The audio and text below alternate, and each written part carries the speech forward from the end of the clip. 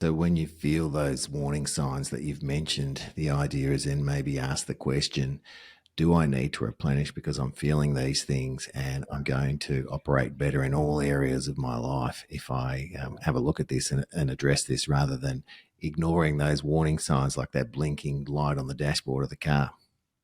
Yeah, absolutely. And it's so easy to do. We've got time to stop and consider ourselves. And of course, we all know the problem with that is if you don't take time now, you'll have to take time later. If you ignore those signs now, eventually there's going to be a breakdown in some way Yep. later that's going to force you to have to stop and pay attention. And I've heard you mention that, if you're rating yourself out of 10, you could say you're an 8 at work, but you're a 3 at home. And you tell them that's impossible because you carry one tank everywhere. Actions that you get when you point this out to people. At first, people don't really believe me because they're thinking, well, man, I go home and I feel great.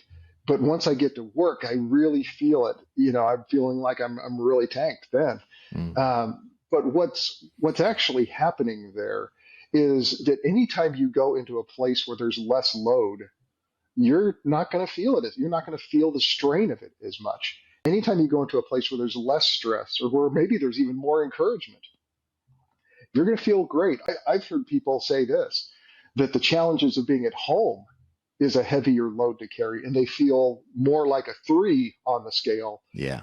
at home because they've got small kids in the house. They've got, the challenges of a mortgage to pay. They've got, Yeah. the yard to take care of or aging parents to care for. They've got a lot of pressures at Yeah. home, but then they go to work and everybody loves them. And so they get all this validation and, and tailwind at work, but it's all headwinds at home.